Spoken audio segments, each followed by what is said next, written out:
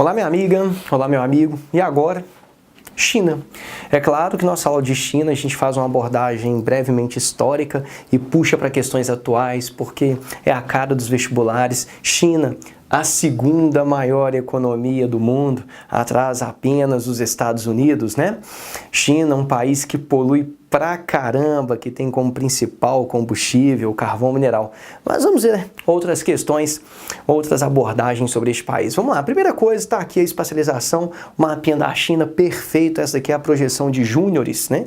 Feito por mim, aquela coisa toda. Então aqui, olha, Mongólia, beleza? Índia. Aqui tem Taiwan. Taiwan, que não é um país para a China. Para a China, Taiwan é uma província rebelde, foi ocupada lá no ano de 1949 por alguns rebeldes. Vamos entender essa história. Tudo começou aqui neste país, na China, um tempo atrás, né? Do ponto de vista histórico-geográfico, a gente vai lá no ano de 1949, ano da Revolução Chinesa, e o líder dessa Revolução Chinesa é o Mao Tse-tung. Importante guardar esse nome, sobretudo para as provas de história, tá? Líder na Revolução Chinesa, Mao Tse-tung. Essa revolução em 49 deu início ao modelo econômico socialista na China. Mao Tse-tung assumiu o poder em 49 e ficou no poder até 76, quando morreu, né? Aí a gente vai ter um governo de transição de 76 até 78 e em 78 assume Deng Xiaoping.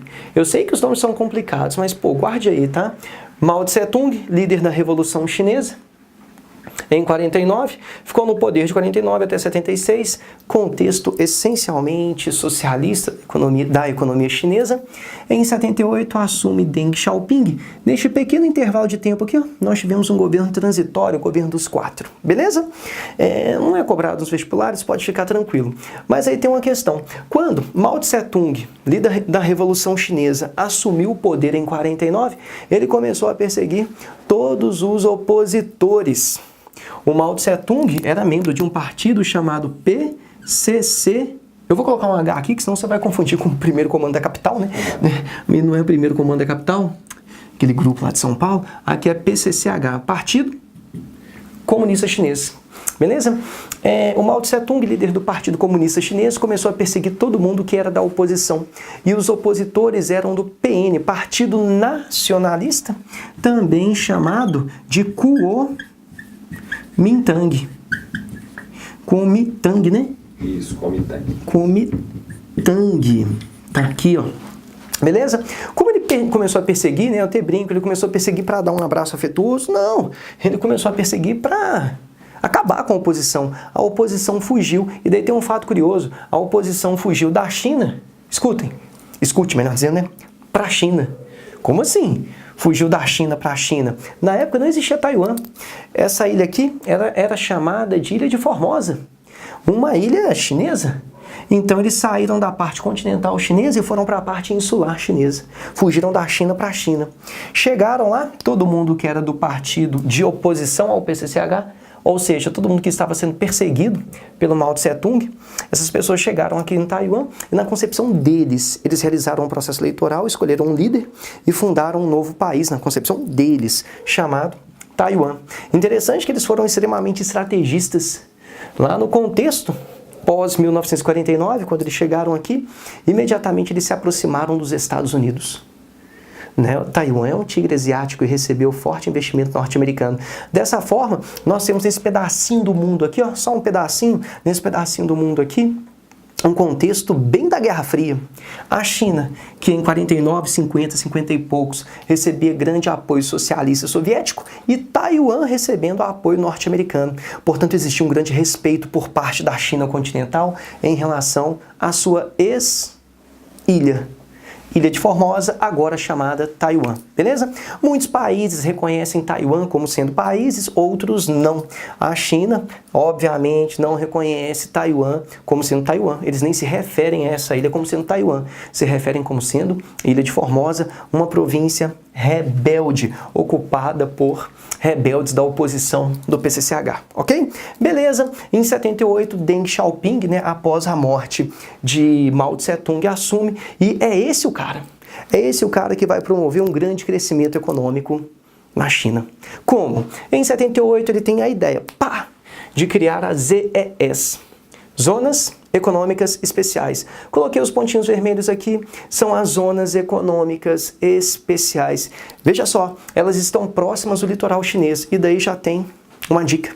Por que próximas do litoral chinês? Porque a produção é voltada para o mercado, sobretudo, externo. A proximidade com o litoral facilita a logística, o escoamento da produção, ok? Lá em 78, essa região aqui, ó, as questões podem colocar 1980, tá? Mas se cair 78, ok. Se cair 80, ok. Lá em 78/80, nós temos a entrada de investimentos, obviamente capitalistas. E daí que surge um termo para a China, o termo socialista de mercado. Algumas questões cobram assim, olha, um país, China, com dois sistemas. Quais são os dois sistemas? Socialista e capitalista. O capitalista, aqui, ao longo das zonas econômicas especiais. E o socialista no interior, né? O país é bem dividido. No interior, a gente não percebe a iniciativa privada. Tem algumas ZEs perdidinhas por aqui, aqui assim, mas nada demais. As ZEs ficam, sobretudo, nas proximidades litorâneas. Também não é na praia não, viu, gente? É nas proximidades litorâneas, tá? Beleza? Então, nas zonas econômicas especiais que receberam investimentos capitalistas, nós vamos ter a instalação de indústrias de bens de consumo. Indústrias de bens de consumo que produzem bens de consumo, os famosos made in China dos shoppings populares, né? Os bens de consumo que são voltados para o mercado externo. E não somente dos shoppings populares, né? De qualquer shopping, basicamente, sempre você encontra um produto chinês. Na sua casa, certamente tem algum produto chinês, tá? Esses bens de consumo são produzidos com energia proveniente da queima do carvão mineral, que é um combustível fóssil, que emite muito gás poluente. Algumas questões associam, né, as zonas econômicas especiais com as chuvas ácidas, né? Lembrando que toda chuva é ácida, a chuva ácida é mais ácida em função da emissão, não do CO2, mas sim do enxofre presente nos combustíveis fósseis, beleza? Então tá, você já sabe que aqui, ó, zona econômica especial, você tem participação da iniciativa privada, capitalismo na veia, e daí após 1978/80, surgimento do termo socialismo de mercado, beleza? Mistura de socialismo com capitalismo. O mercado faz uma alusão ao capitalismo, que está aqui, ao longo das proximidades litorâneas, e o socialismo lá dentro. Tranquilo? Uma observação extremamente importante do ponto de vista econômico: a China é parcialmente aberta, ela não é escancarada. Você não pode chegar e falar assim, olha, eu vou fazer um investimento na China. Aonde? Onde eu quiser. Não, não existe isso, né? Basicamente, o Estado que vai determinar o local do seu investimento. E digo mais, o Estado determina basicamente o local do seu investimento e ele vai ser o seu sócio. Se ele não for o seu sócio, ele vai indicar um chinesinho para ser seu sócio. Sempre você vai ter uma parceria local. Por mais que você entre com todo o capital para fazer um investimento, você vai ter uma parceria local. E essa parceria local, em algumas questões, é chamada de joint venture. Por que uma parceria local? É uma estratégia interessante do Estado com E maiúsculo chinês. É uma forma de uma parte do lucro permanecer na China, já que você vai ter um parceiro, um sócio local, seja o Estado ou um chinesinho, né? É sinal que uma parte do lucro vai ficar na China. Ou seja, a China tem muita mão de obra barata. A China investiu em uma logística aqui para facilitar o escoamento da produção. A China tem impostos muito baixos. E a China tem leis ambientais flexíveis, ou melhor, né? Acho que nem leis ambientais tem direito. É um país bem assim aberto desse ponto aí de vista das leis ambientais. Então, o que acontece? É muito interessante para o empresário fazer investimento na China, mas em contrapartida, eles vão beliscar o lucro do empresário. Mesmo assim, continua sendo muito interessante para o empresário. Tanto é que tem vários investimentos aqui. Concorda? Ok. Então, economicamente, nós temos uma abertura parcial da economia. Politicamente, a China é fechada. É uma ditadura, beleza? E a grande prova desse fechamento político, eu gosto sempre de citar, é o ano de 1989, quando rolou o massacre na Praça da Paz Celestial. Na época, a praça nem era chamada de Paz Celestial. Depois do massacre, que foi chamado de Paz Celestial. Nesse contexto aqui, em 1989, sobretudo jovens, né, foram manifestar, melhor dizendo, por abertura política. E mediante essas manifestações por abertura política, aconteceu um grande massacre. Tem até uma cena bem emblemática dessa situação, que é um tanque de guerra, de um chinesinho na frente do tanque de guerra, né, impedindo o acesso do tanque de guerra em direção, a ida do tanque de guerra em direção à praça.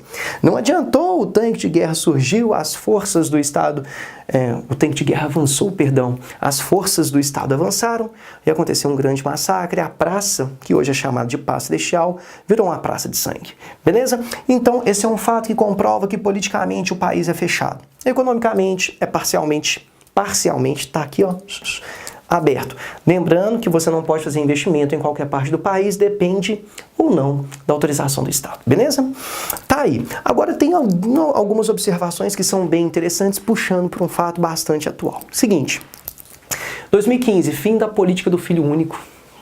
Como assim fim da política do filho único? Desde a década de 70, basicamente, que o governo chinês controla a natalidade. É a política do filho único na China. Essa política em 2015 foi flexibilizada porque o governo chinês entende que se a população infantil continuar tão pequena como agora, em médio e longo prazo vai começar a faltar mão de obra adulta. Tá? Então, é uma medida preventiva demográfica, flexibilizar a política do filho único. Agora, os casais podem ter mais de um filho, beleza? Ok? Importante, associar com a demografia é óbvio.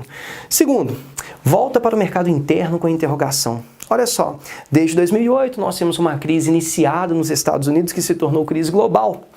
Mediante a crise global, a China foi fortemente afetada. Por que a China foi fortemente afetada? Porque a China produz para o mercado externo. E produzindo para o mercado externo, se o mercado externo entra em crise, obviamente a China vai vender menos. E vendendo menos, cresce menos. Daí uma incógnita, será que o governo chinês já não pensa em voltar-se, né, para o mercado interno?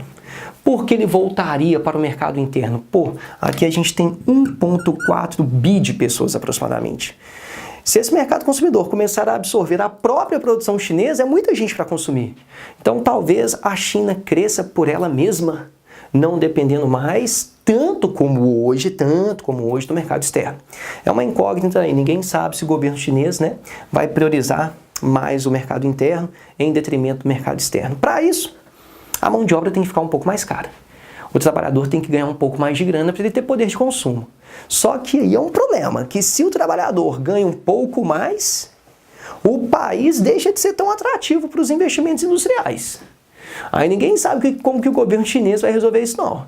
Se ele vai permitir uma subida, uma elevação dos salários, ou se ele vai falar assim, não, vamos deixar o salário baixo e vamos continuar exportando, mandando para o mundo todo os made in China, ok? Então é uma interrogação porque a gente não sabe o desfecho dessa história, tá? E para terminar, eu coloquei aqui duas áreas de instabilidades, né?